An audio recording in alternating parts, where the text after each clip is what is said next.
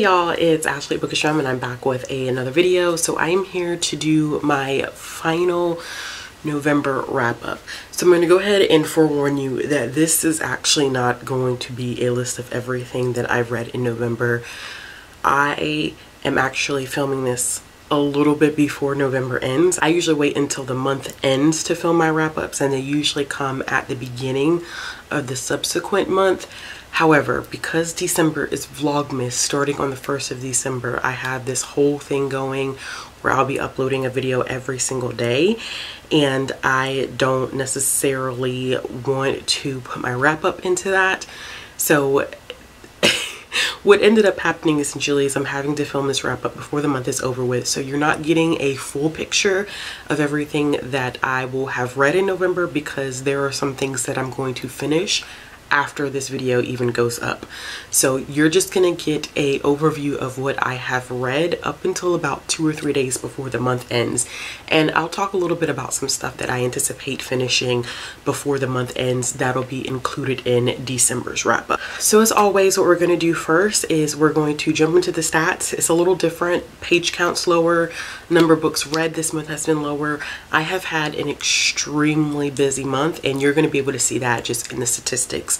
I have not been able to read as much as I've wanted to read, and then on top of that, I've read some really tough stuff this month, and because the stuff that I was reading was just so intense and so emotionally and mentally draining, I just kind of took a break unintentionally. So you're going to see that a little bit with the numbers, but let's go ahead and jump right in. In the month of November, I read a total so far of 19 books. The page count is 3,398. In terms of genre, I read 4 nonfiction, 1 thriller, 4 graphic novels, manga, and comics, 8 romance/contemporary, 1 horror, and 1 paranormal. In terms of age breakdown, this is so crazy. I read 1 middle grade, 1 YA, and 17 adult books. This just was a crazy month for me. That's the only way I know how to put it. In terms of format, I read 1 physical book, 10 ebooks, and I listened to 8 audiobooks. In terms of sources, 3 were owned, 9 were borrowed from the library, 7 were from Kindle Unlimited, and I literally had nothing else. It was the library, KU, and books that I own this month.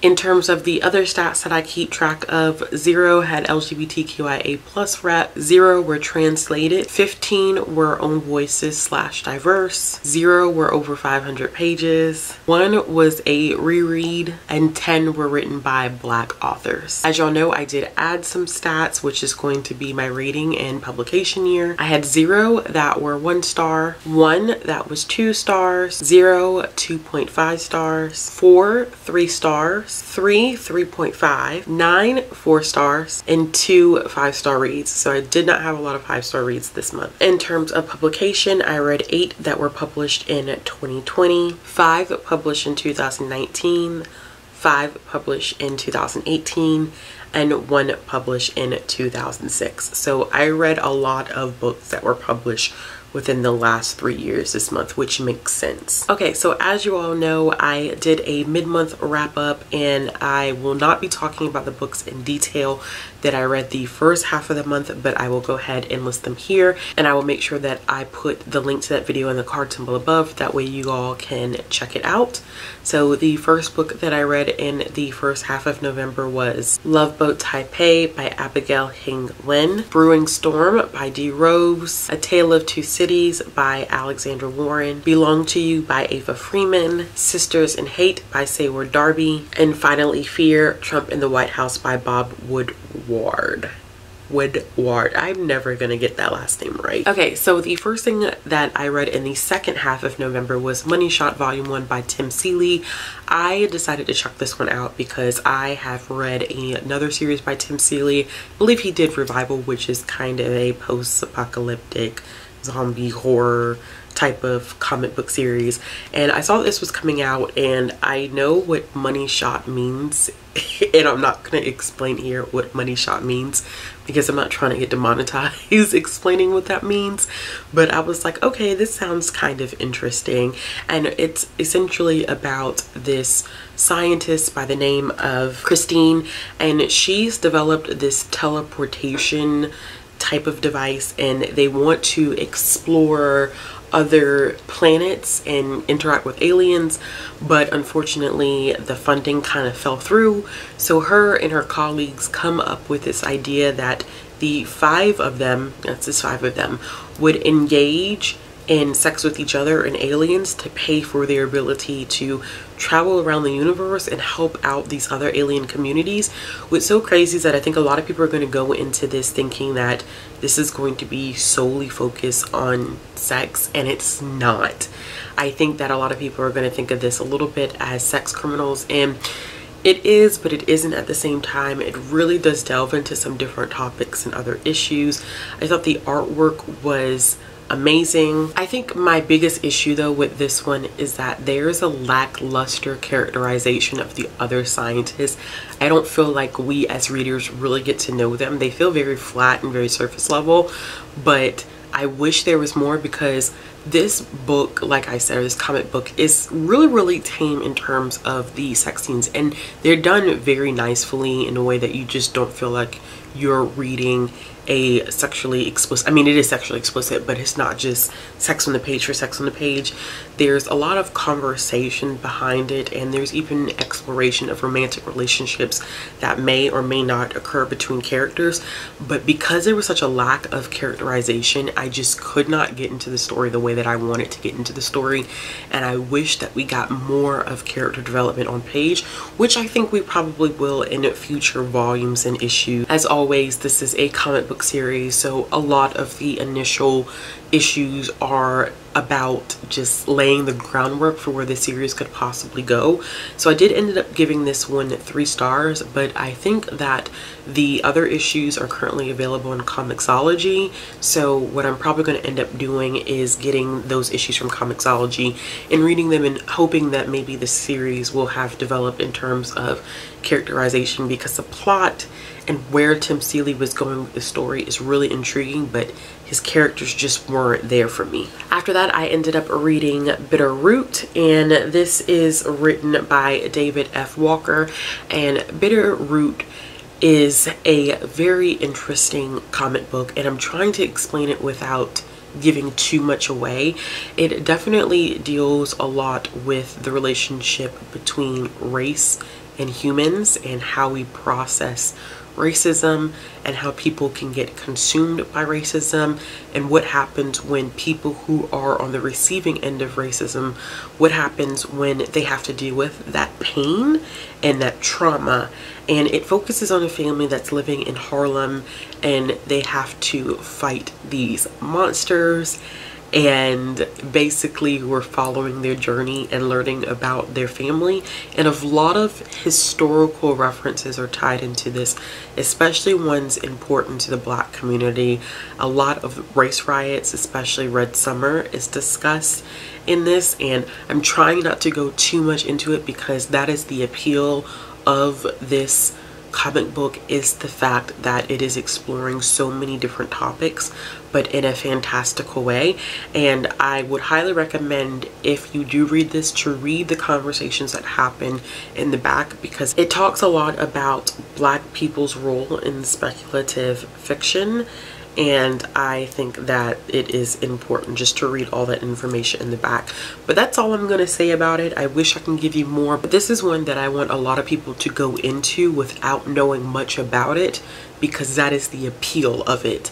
And the second volume of this just came out. I'm hoping I can read it before the end of the month, but we'll see what ends up happening. And I ended up giving this one 4 out of 5 stars. The next book that I ended up reading was Rising Out of Hatred, The Awakening of a Former White Nationalist, and this is by Eli Saslow. And this is an investigative research, or I don't even say biographical necessarily, but in some ways it is, of Derek Black. And Derek Black is a big name in the white nationalist community because he is the godson of David Duke, who was once the Grand Wizard of the Ku Klux Klan, and his father is responsible for starting the website Stormfront, which is no longer active. I think it went inactive 2 or 3 years ago, but his father was the founder of Stormfront, which is a platform that white nationalists use to engage with each other over the internet. So this is about Derek's experience in going from being a hardcore white nationalist to kind of renouncing it. Not kind of, just straight renouncing it.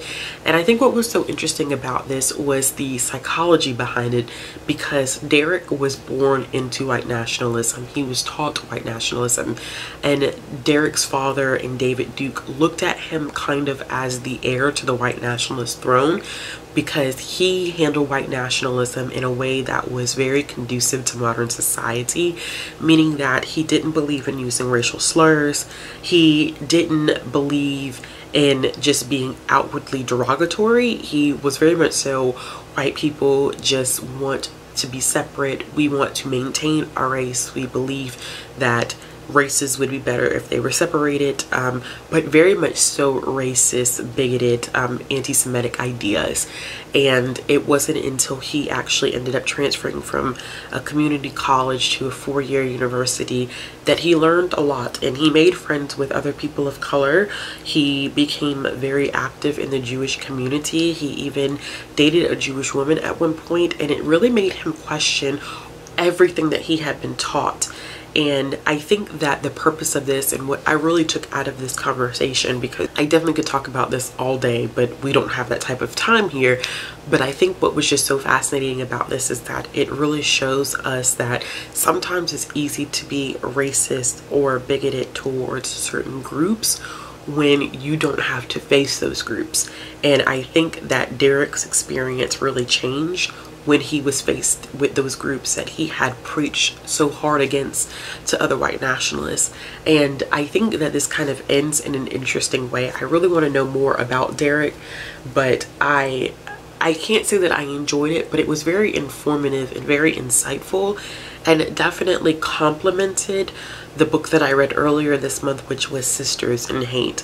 And I've just been really intrigued by how people become enraptured with white nationalism and how they perpetuate the beliefs of white nationalism, and how so many people actually end up pulling themselves out of it because it's not what they thought it was. So I ended up giving this one 4 out of 5 stars. If you're interested in just learning more about it, I would highly recommend this book, but make sure you're cautious in this, y'all. And any of these books that I've been reading that heavily talk about race, especially in terms of white nationalism, you gotta be super mindful and make sure that you're taking care of your mental health, because there are a lot of racist and anti-Semitic and anti-LGBTQIA plus ideals like on page, and not because that's what the author believes, but because this is how people function, this is what people say.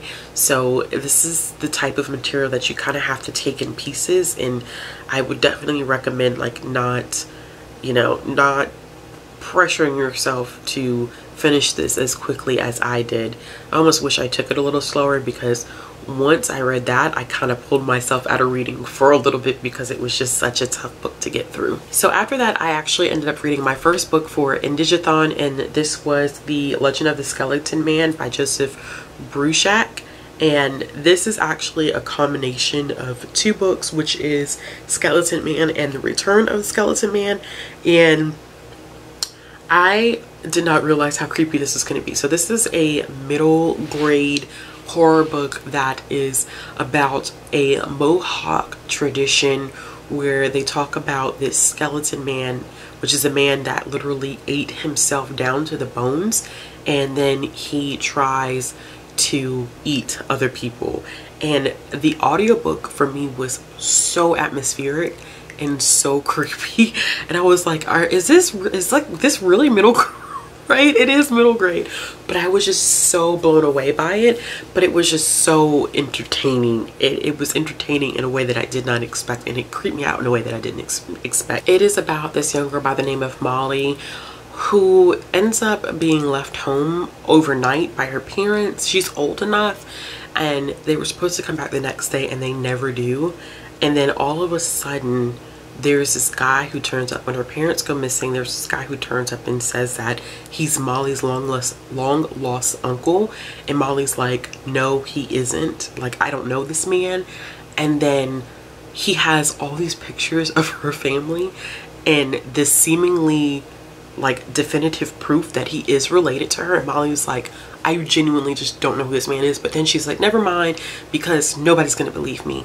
And it just kind of goes from there, and it was not what I expected in a good way.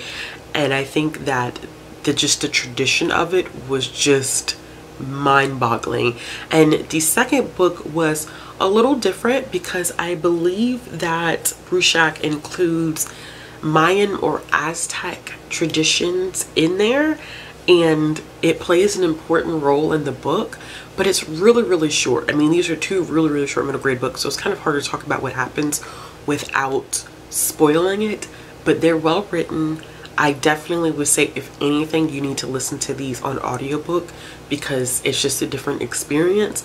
But I enjoyed it. I did not realize that Joseph Bruchac had written so many other books, especially for youth. So I definitely will be checking out more of his works in the future, and I ended up giving this one 4 out of 5 stars. Next, I read A Slave to Sensation by Nalini Singh. This is the first book in the Psy Changeling series, and I ended up giving this one 3.5 stars. It wasn't that I didn't enjoy it, but I almost feel like I wasn't as invested in the characters as I've seen other people who've read this series.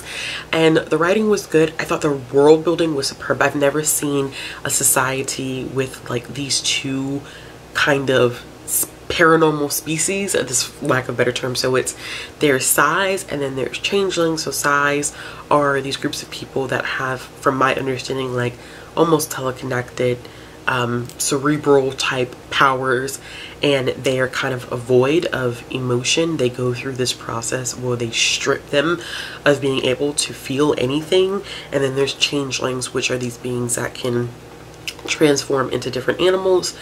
And I thought that that was unique. I thought that was really cool, and that there was this dynamic of a Psy and a changeling possibly being together when they weren't supposed to. But I wasn't invested in the characters. So maybe it was because I listened to it on audiobook. Maybe that's what it was. Because Sasha's voice was so annoying to me. It was so annoying. I just didn't enjoy her as a character. And Lucas to me was definitely like alpha male, and I'm not the biggest alpha male fan. And it's not that I don't like it, but it's just not my favorite type of characterization. So just them as characters, I was like, oh, I'm not really enjoying them as characters, but I do like the world itself and the plot, which is the fact that somebody has been harming changeling women, and it's kind of putting both the Psy and the changeling communities on edge, and Lucas and Sasha have to work together to try to figure this out. So that aspect of it was interesting, but it was like I just couldn't get past the characterizations. So that's why I think I struggled with this one. It took me a long time to read it, whereas it should have only taken me a couple of days. It took me a minute to read it, so I did only end up giving it 3.5 stars. I will be checking out the next books in the series. I think this one was just kind of a rough start for me personally. After that, I listened to this really short novella by Kwame Alexander. It is a 1,000-word essay. Not really essay. The first part of it's kind of like an essay format, and then the rest of it is split up into 3 poems, and it is called Light for the World to See, 1,000 Words on Race and Hope. And I love this so much. Let's put it this way. I listened to this book 4 or 5 times. 4 or 5 times, okay? Like, I sat in my recliner and I listened to it 3 times. And then I laid in my bed and I listened to it at least an additional 2 times.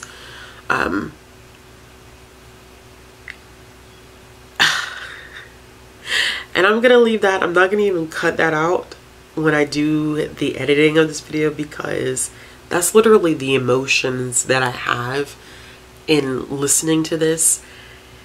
It was so heartbreaking because Kwame really captured the Black experience in those 3 poems. And I don't even want to tell you what the poems are about, because it's going to take the beauty out of it. And that's the reason why I had to listen to it so many times, because I wanted to make sure that I was understanding every single word that he was saying, and I was understanding exactly what he was trying to capture.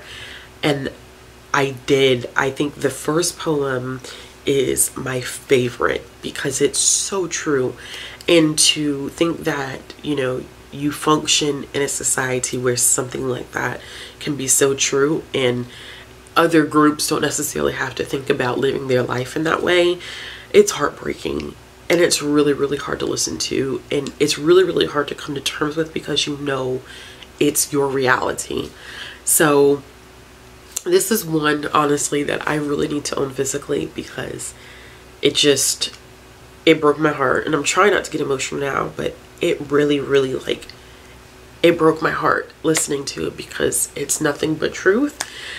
And as heartbreaking as it was, he tried so hard to make sure that there was just hope in it, and letting the Black community know, like you've got to be hopeful. Just letting people know in general, with everything going on, being in a pandemic, looking at race relations in this country, like, we've got to have hope somewhere in there, because it's the only way that we're going to be able to keep moving. And that really just meant a whole lot to me. So of course I ended up giving this one 5 stars. If you can, please listen to this on audiobook. Kwame does an excellent job with anything that he does via audiobook, because there's always sound effects, there's always music, and when you listen to an audiobook, it's like being in a jazz club and listening to spoken word. So definitely make sure you check this one out. This is definitely going to be one of my favorites of 2020, hands down, easily one of my favorites of 2020. I loved it. Next, I read 2 single issues of this new thing that Marvel is doing, where they're focusing on own voices, writers, artists, illustrators, inkers, whatever, because the comic book industry is not known for being extremely diverse, not only just in race, but also in gender identity, sexual identity. Like, it's just not a diverse community. It's slowly changing, but it hasn't traditionally been that way. So Marvel is doing this thing where they have 2 lines going right now. The first one is Marvel Voices #1, and this one specifically focuses on BIPOC authors. So anyone that fits within the identity of being BIPOC was a part of this creation. I can't really speak too much about either one that I'm going to talk about, because they're literally only 30 pages, so it makes it a little difficult to talk about them without spoiling any of the contents. I was not a huge fan of Marvel Voices, which is the one that featured BIPOC authors, illustrators, creators, whatever, because they were so short. There were so many stories in 30 pages, meaning that you had artists and writers that literally did 1 page, and that was their feature. And comics already, it takes a while to build up and get to some type of story. So having 1 page with literally 3, 4, 5 panels of work is so damn confusing. It's so confusing because you just don't know where they were trying to go with it. Sometimes I was able to catch on that certain authors were really doing works based on their experience. So like Charlemagne the God was one of the writers. I mean, of course he wrote with someone, but he was a contributor, and his section that he did focus on mental health. And it made sense to me because Charlemagne the God is a huge mental health advocate in the Black community. There was one done by Roxane Gay that talked a little bit about rape culture, and makes sense because Roxane Gay has had a lot of discussions about rape culture, and I got some of those, but then other ones I'm like, I just didn't get it, and it just was too much at one time. I wish that they would have chosen maybe like 5 stories, which is why the Indigenous one actually to me was done much better, because they only focused on 3 stories, whereas this one focused on, had to be like in between 15 to 20 stories in a 30-page issue. It was just too much. So I only ended up giving that one 3 stars because some of them were good, but some of them were not good. And I'm hoping that they change things up if they continue to do other issues. So I did read the Indigenous, which is Marvel Voices Indigenous Voices issue number 1. And these were all stories that were written by Indigenous authors and illustrated, inked, and drawn, whatever, by Indigenous artists. And the authors that were featured in this included Rebecca Roanhorse, Darcy Little Badger, which I am currently in the middle of a Lots Away, and then also Stephen Graham Jones. And these 3 were done brilliantly.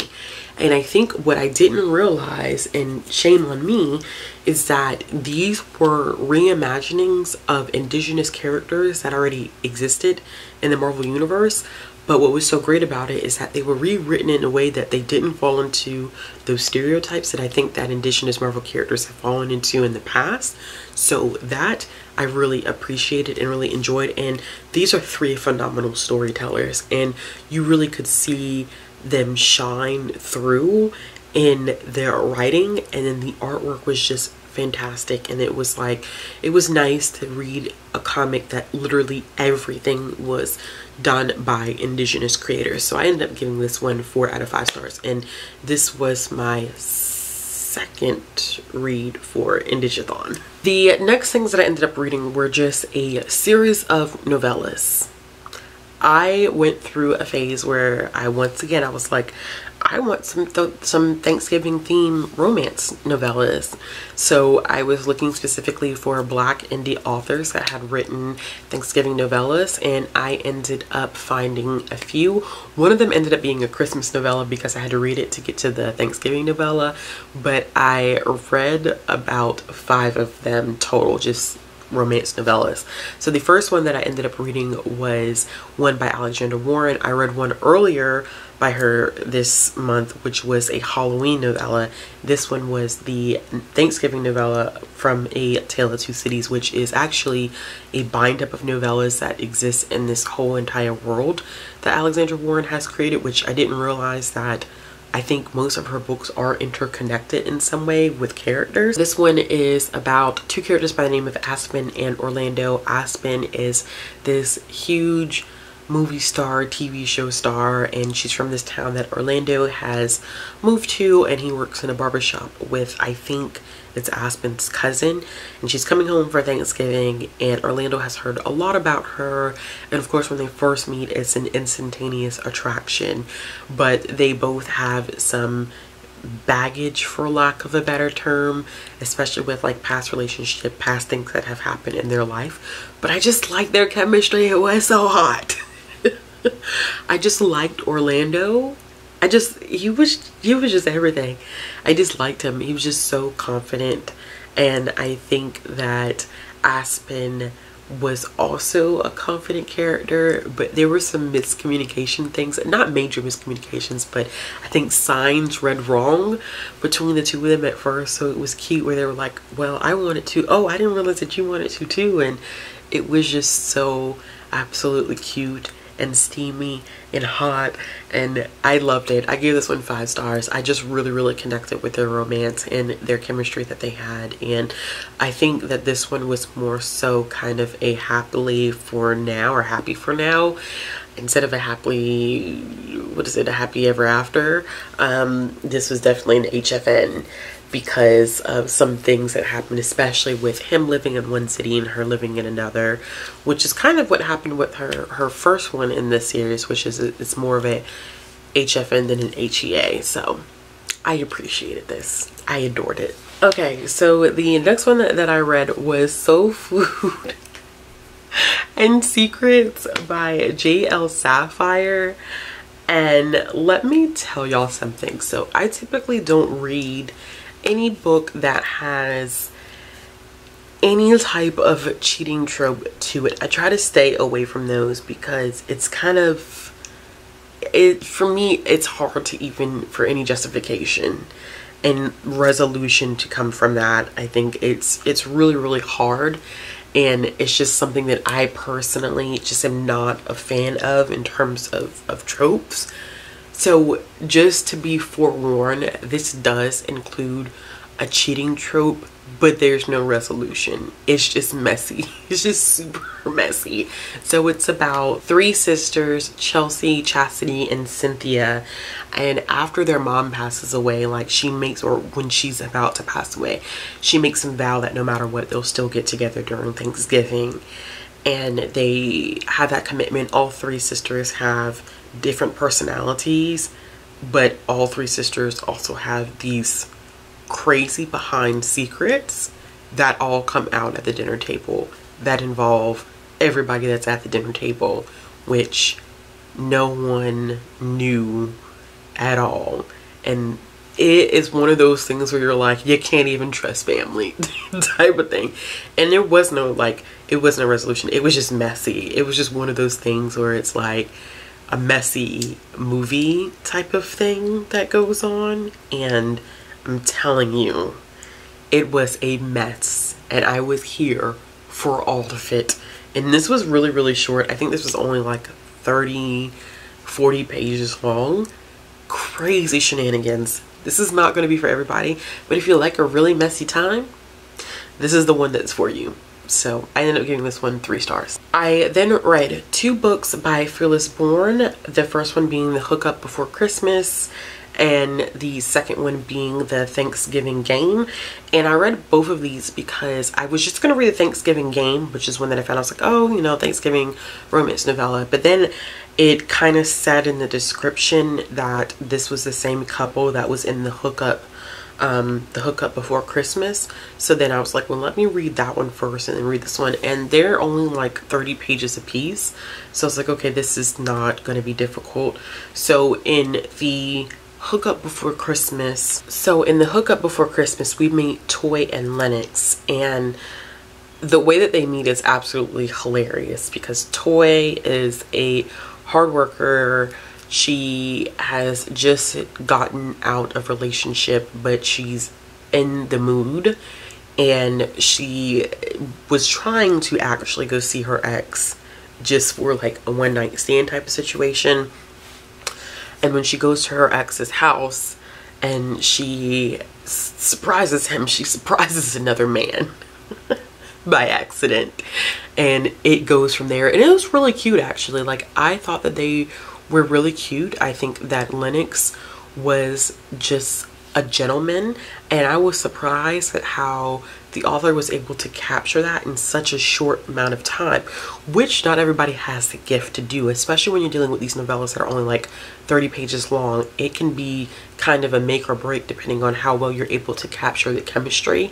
And for some reason, for me, it felt like she was able to do it in a very short period of time. But then I think we get to see that chemistry even more in the second book, which is A Thanksgiving Game, where we see them after the Christmas hookup. So the Christmas happened in the year before, and then we fast forward to Thanksgiving, and they're supposed to be spending time together because Lennox is busy and Toy's busy with like her job and everything. And then come to find out, their parents kind of bombard on their Thanksgiving. And so they come up with this game that if their parents, because their parents, I don't think really care for them together. It's really weird. Like, they just have issues with them living together and not being married and not having certain expectations. It's typical in-law type of things, even though they're not married. And they come up with this game that basically if their parents say something about the other, then they have to trade sexual favors. And it was chef's kiss. Loved it. I can't wait to read more from Phyllis Bourne. I think that I'm going to really just enjoy her as an author. And the last thing that I read in the month of November so far that's going to be captured in this video is Winter Counts, and this was written by David Heska, Juan Blee Whedon. And this is a thriller about a character by the name of Virgil Wounded Horse, who's kind of like the local enforcer on his reservation in South Dakota. It's Lakota. And what I found so interesting about this is I think I learned a lot just in general about some things that just go on in everyday res life, and I did not realize how little ability like tribal police forces have in being able to handle crimes that happen on the res. Like, their jurisdiction is not as intense as you think it is. Like, the federal government steps in depending upon the crime, which is very interesting to me, and I really want to know the history behind that, which I'm sure is really crappy. But I did not realize that, and I learned that from reading this.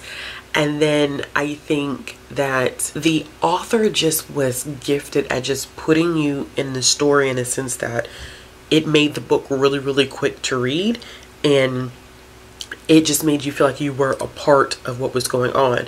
So basically what ends up happening is that Virgil kind of takes on a vigilante role in taking care of people who've done some pretty horrible things that live on the res, and he's hired to find out what's going on when there have been cases of heroin that have been introduced on the res, and he takes it personal when it kind of involves his nephew. And it was crazy, I'm not gonna lie. It was crazy towards the end. I only ended up giving this one 4 stars because I kind of guessed what was going on. And I think it's because I read too many reviews before I read it. But I kind of guessed what was going on at the end. I still didn't know the person that was responsible for some stuff. But still, I was like, as a matter of fact, I know I was kind of surprised because I was in the room folding laundry. And I was like, wait, what? This is crazy. This is absolutely bonkers. But it was just really, really fast paced, easy to dive into, page turner. You learn so much. You're very immersed in the everyday experience of life on the res. And I'm really happy that I just had the opportunity to listen to this on audio, because the audiobook was actually really good. And I think the audiobook kind of drew me more into the experience of listening to like Virgil's thought process and everything that was going through his head as these things happened. And it just had my heart racing towards like the very end of the book. It really did have my heart racing, even in anticipation of knowing that things weren't exactly the way that we thought they were going to be. But if you haven't read Winter Counts and you're looking for a new thriller to check out, I would highly recommend this. And this was the 3rd book that I ended up reading for Indigiton. Okay, y'all, so that is it. Those are the books that I have read at the time that this video goes up. It will be the 30th of the month, so I may have finished some other stuff by the time that this does go up. The couple of things that I am in the middle of do include There by Tommy Orange. This one I do anticipate being finished with by the end of the month, because this is my Patreon book club pick for the month. I am also reading Black Sun by Rebecca Rowanhorse.